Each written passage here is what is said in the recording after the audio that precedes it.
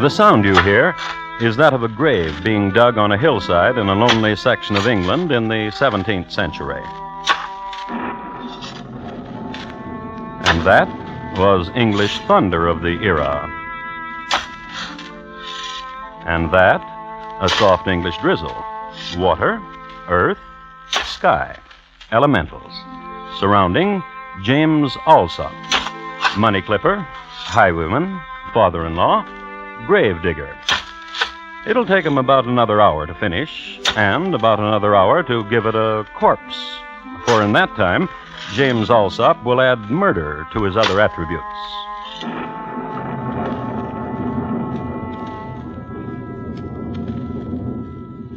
And tonight, my report to you on the Alsop family, how it diminished and grew again.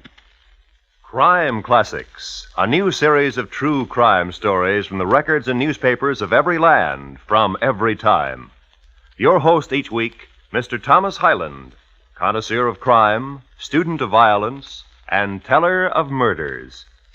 Now, once again, Mr. Thomas Hyland.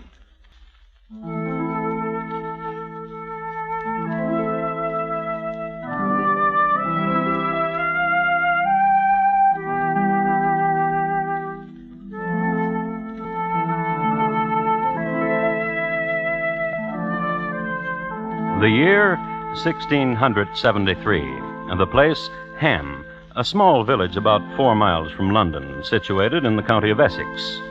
Now, the month is March, at the tail end of a wild winter, a winter of great snows, much poverty, and much returning to the earth of the folk of Ham, young and old. Never was there such a winter within the memory of what villagers were left alive. And now that the snows had melted and the first warmth blew across the heath and into cold stone rooms, there was stirring among the hamlings who had survived. Man and wife smiled on each other where yesterday had been chill. Life must go on. But what of those whom the ravages of the season and starvation had made lonely? What of, say, a widow? What of, say, Widow Ursula, who lost her husband to the wild dogs 2 days after Christmas? What of her? Well, let's see. You be lonely, widow? Aye. It was a cruel thing has happened to your husband. Cruel? And now it is the springtime. Aye. And March is soft on the moors. April is a good time for marrying, widow. When I married last, it was in April. It was April after a soft winter when my husband built this house that we married. It was a good marriage. April is soon, and you should have another husband. You're a widow of good credit and competent estate, and you'd make a young man a comely bundle. Teddy? You're welcome, Widow Ursula. A comely bundle indeed. How long has it been since your wife passed on, James Alsop? 6 years come next Bloomsbury Day. I heard she was a shrew. A witch, a shrew, a gollygog. But a woman of fervor, and she fruited me with 2 sons. Aye. I have seen the younger one. He said to me the Widow Ursula had looked upon him. Aye. A robust lad, sinewy. Will you marry my son? What do you call him? Christopher. Christopher. A likely name for April. And Ursula will make a likely bride. Aye. Morning.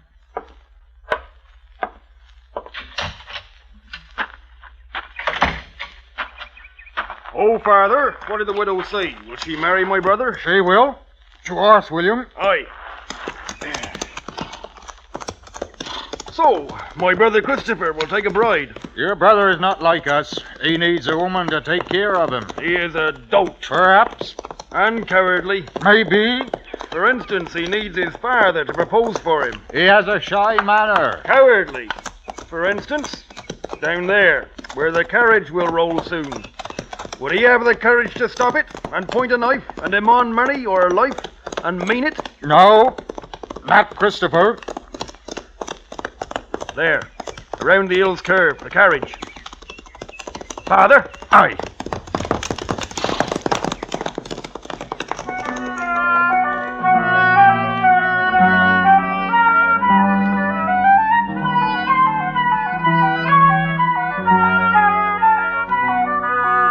So the two of them, father and son William, galloped down the hillside, donned masks, and stopped the carriage.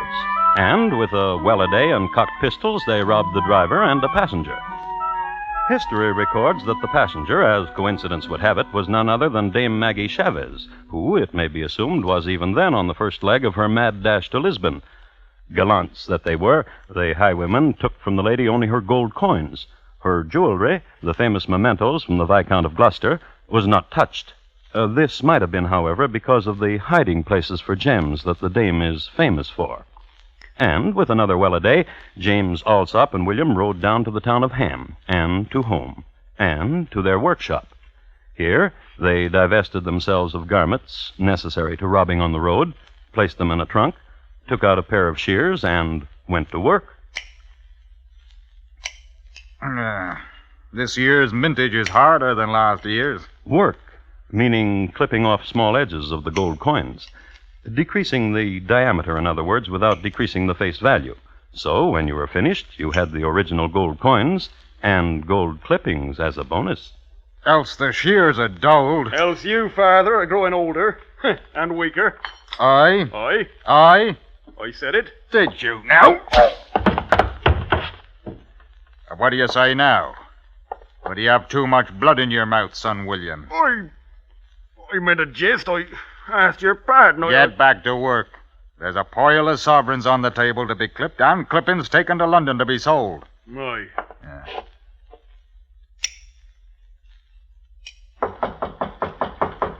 Who be it? Christopher. Come in, son. Hello, son. Hello, Father. Hello, William. Did the day go well for you, son?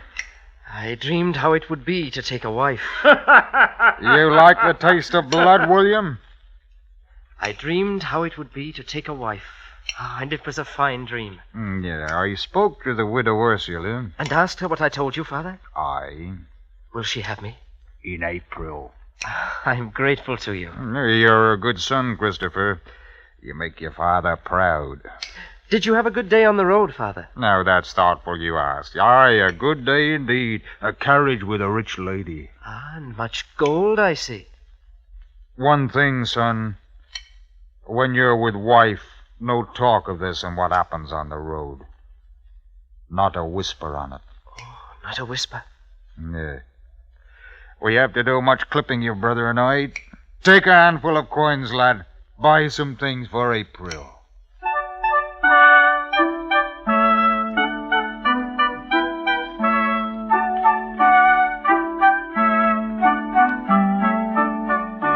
When it came, it was the mildest April in years, and the good townsfolk of Ham wore homespun linen of most feathery weight for the nuptials, the widow Ursula to Christopher Alsop. There was much gaiety. Laughter spilled, as did the cooling spiced mead. And, as sometimes happens at such festivals, a group of the younger set thought they spied a druid and ran off into the woods to give it chase. But the older set, the ones who had already chased their druids, stayed, and they smiled kindly upon the bride Ursula as she took the hand of Christopher and led him into the warm stone cottage. My husband. My bride. You dance well, the saraband, husband. Do you not have a good word for my jig? In the saraband you whirled and lifted me high. You are comely, bride Ursula. You are young and handsome. I love thee. And you will gentle me and be ardent. Aye. And I to you. Christopher, Aye. your father is rich. He is. He has told me I do not need to employ myself at anything for a year, as a wedding gift, if I wish it. Oh, he must be very rich, then. What does he do for his riches? I cannot say. But you are husband. Then come to me. Yes.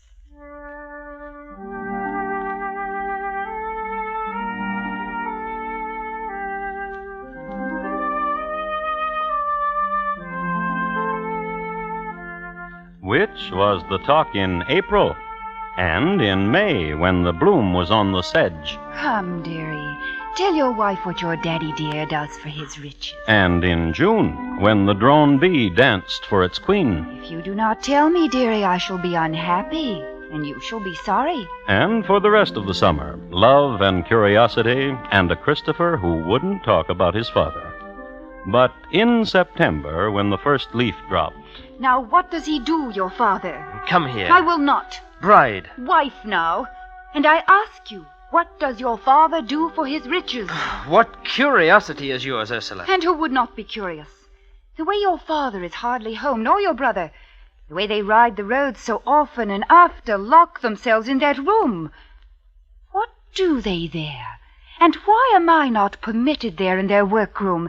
And why does your brother journey to London so often? Come here. When you will answer me, not before. I'll not answer you. I'll tell you this only. It is September, and you have become a shrew. You will rue the day you called me that name. You will rue it.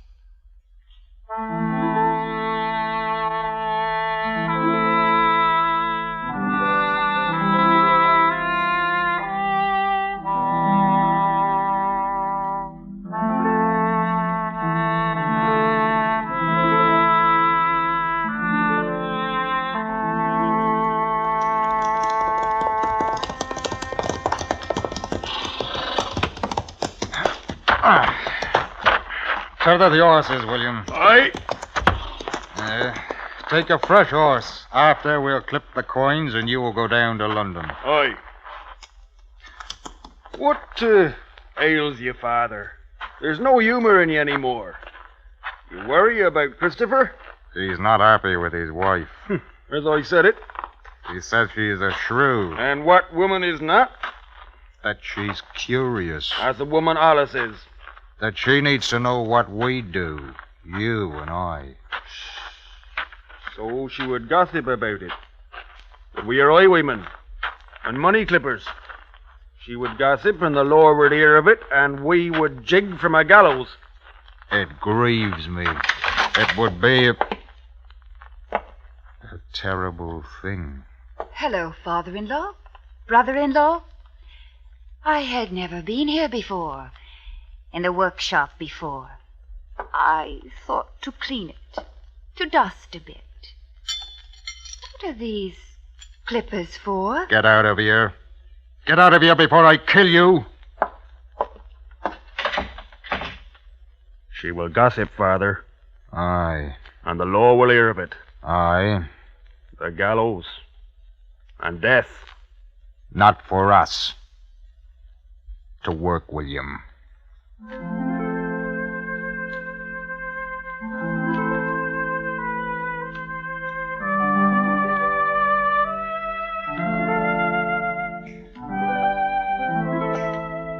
And they clipped a pile of sovereigns, and William took the clippings to London town. And the rest of the night, James Alsop sat with his thoughts. In the false dawn, he came to a conclusion. His daughter-in-law had to go. For good.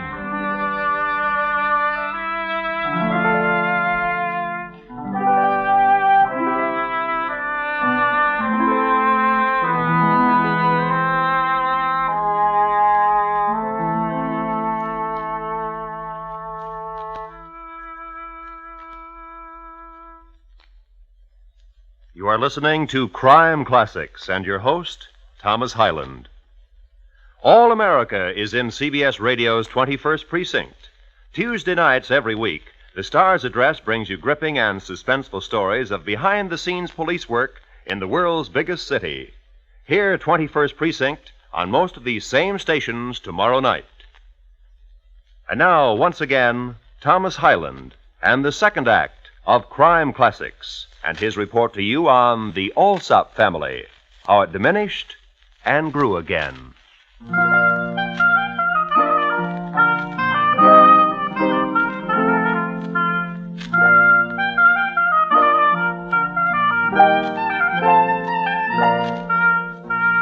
England in the 1670s. It was a mess. First of all, the English didn't like the Dutch, and the Dutch felt the same about the English, and they were constantly sending each other's frigates to the bottom. The King of England was Charles II, famed for being a member of the Stuart family, for marrying with Catherine Berganza, and for peeling the oranges of one Nell Gwynn. It was, as I have indicated, a yeasty time foment everywhere. Colonists were going off in every which direction, to America, to India, and to the Caribbees. It was the decade, too, of the great Fethergill hoax, and it was the decade of plague and fire. Let's look again at a corner of it. The year, 1673. And the place, the village of Ham, and a woman named Ursula, walking through a meadow at dusk.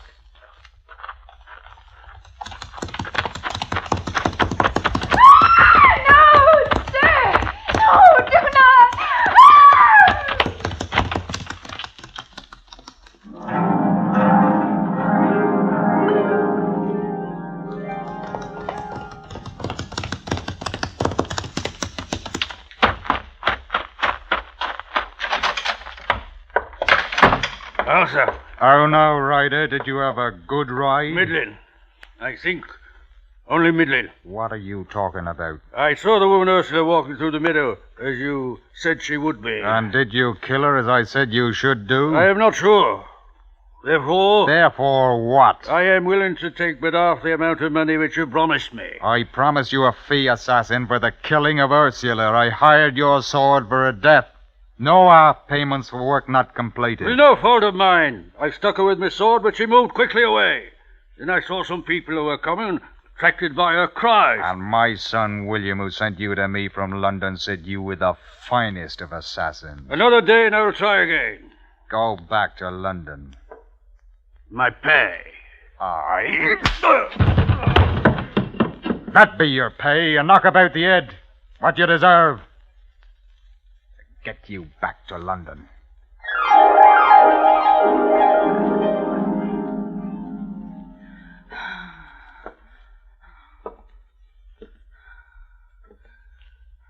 What do you think, Father?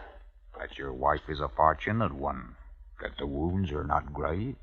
The villagers who saw the attack said a rider in a cloak and mask chased her about the meadow with a sword. For what reason?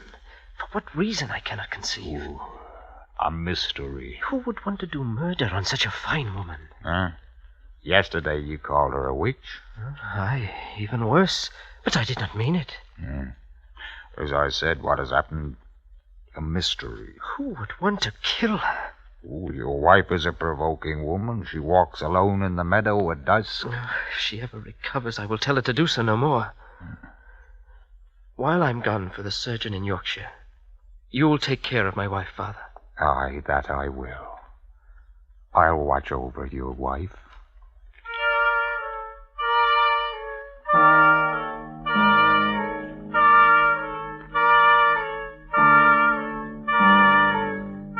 Young Christopher rode off to Yorkshire, and what with William in London selling coin clippings, James Alsop was left in his house with Ursula, his daughter-in-law. September night, and a gathering storm, and this... What? Ursula, thirsty, as a body is wont to get when it has been stabbed. Water. And the man who could slake her thirst moves. But not toward Ursula. Toward the tool shed for a shovel. Then toward the hill. You know why. That's right. To dig a grave. And while he was digging, you remember it started to rain. And James Alsop lifted his mouth to it because a body is wont to get thirsty when it is digging a grave. But Alsop finished his task, took shovel back to tool house, and did what quite a few grave diggers do, even to this day. Barkeep, another. And I'll not ask for wine. Good evening to you. Good evening, Judy. Buy a hollyhock. Oh, buy one. Yours a farthing. You keep your hock. Wear it yourself. You may pin it on me if you like. Hocks become you. I have only 2 more to sell, and I have nothing to do, and no one to sing my song to. Oh, Tonight I'm busy, Judy. And what could you be busy with in such a storm? To help my daughter-in-law on a journey. Journey to where? To her cousin in Scotland. Oh, if I had a drink, Mr. Alsop, I would drink to a safe return. Barkeep. 3 drinks. 1 for me, 1 for the lady, and for yourself, barkeep. Yeah. Well, now we will drink to the safe journey and the safe return of my daughter-in-law, Ursula, who goes to visit her cousin in Scotland and who probably will not return for a year or so.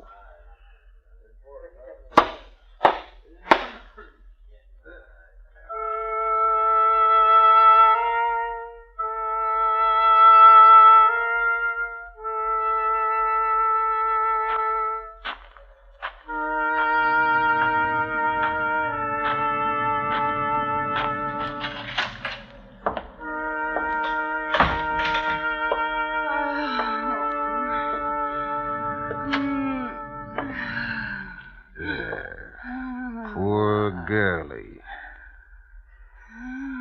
You had to go and find out I was a thief, did you not? I can't stand to see you suffer, girlie.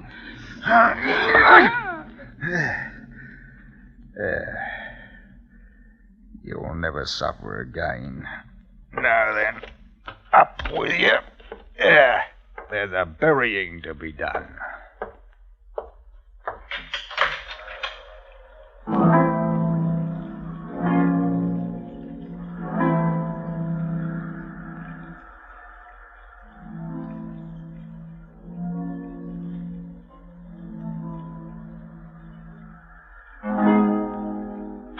Pastoral scene in England under Charles II. Cutthroat carrying victim through big storm to grave. A few more details. Darkness torn apart by lightning. Silences shattered by thunder. And the earth, a sea of mud. It was perhaps 300 yards to the hillside, and when James Alsop got there, the grave he had dug was gone, washed away. So, what we've got now is the same pastoral scene in reverse. Cutthroat carrying victim through big storm back to scene of crime. Sure. Cutthroat in a quandary. The plan was to bury you neatly, Ursula. Now what? Proving that things gang after glee. Yeah. I told everyone you were going for a visit. The question. What shall I do with you? Seeking the answer. The answer? Not quite. This time the answer, change everybody into warm, dry clothes. And having done this, the stroke of genius. Remove the glass from a window frame into the room, hide it, and set up a cry. Murder! Murder most foul! Help! Thieves have come and made murder! Help! Help!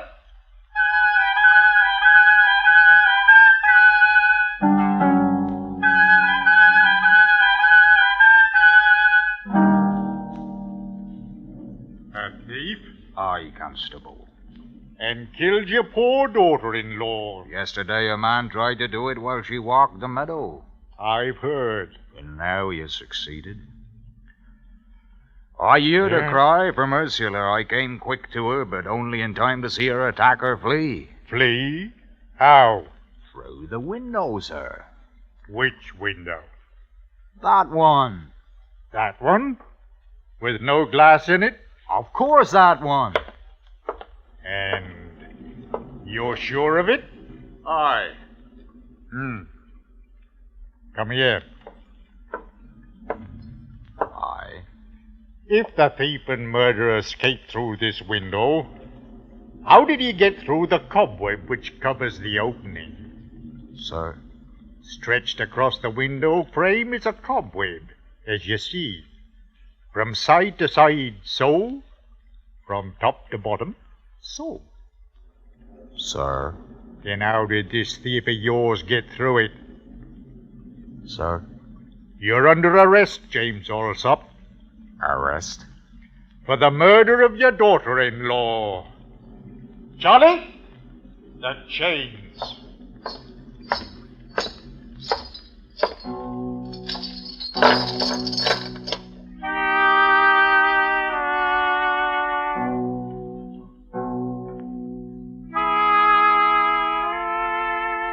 James Alsop was committed at Colchester Jail.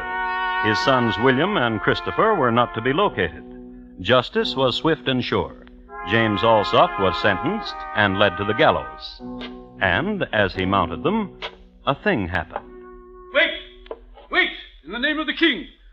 Do not hang that man. A messenger with good news, especially if your name was James Alsop of Ham in the year 1673, and the hangman had just indicated that you stick your neck in a noose. New evidence from London. Thank heaven.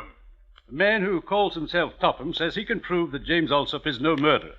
He saw a thief leave the place of murder through the door. That's the way it was. I forgot. Bring down the accused from the gibbet.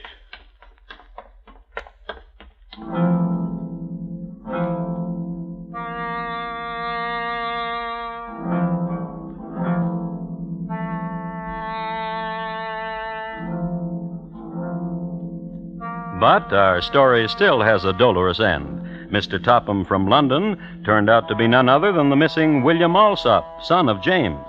He could have stayed in London, safe and alive, so he must have loved his father dearly to have taken such a chance. But the only way he changed history was this.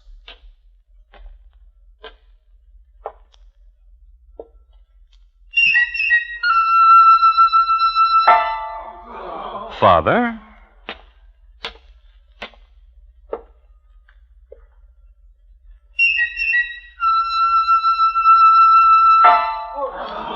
Son, William. What happened to Christopher? Well, he had heard what happened to his wife, so asked himself, why return to Ham? He stayed in Yorkshire, where he met the widow Patricia. She was comely, and the next April they were wed. She made puddings and was an uncurious woman.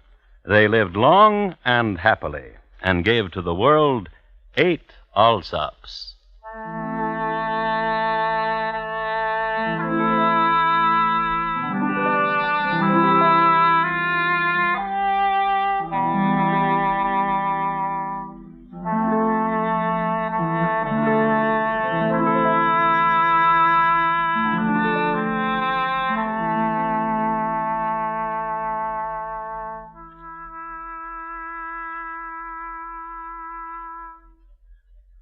In just a moment, Thomas Hyland will tell you about next week's crime classic. The Alsop Family, tonight's crime classic, was adapted from the original court reports and newspaper accounts by Morton and David Friedkin. The music was composed and conducted by Bernard Herrmann, and the program is produced and directed by Elliott Lewis. In tonight's story, Ben Wright was heard as James. Thomas Hyland is portrayed on radio by Lou Merrill. Featured in the cast were Herb Butterfield, Ellen Morgan, Betty Harford, Terry Kilburn, Richard Peel, and Raymond Lawrence. Roy Rowan speaking. And here again is Thomas Hyland. Next week, Rome, Italy, in the year 62. My report to you will concern a young chap who wanted to murder his mom. It's listed in my files as Your Loving Son, Nero. Thank you. Good night. Later tonight, CBS Radio invites you to an hour of sprightly romantic comedy as the Lux Summer Theater stars Anne Baxter in The Affairs of Susan. Lovely Anne has the most difficult time making up her mind over her varied assortment of suitors until... But suppose you hear it all for yourself later tonight on most of these same stations when CBS Radio presents the Lux Summer Theater. America's 45 million radio families listen most to the CBS Radio Network.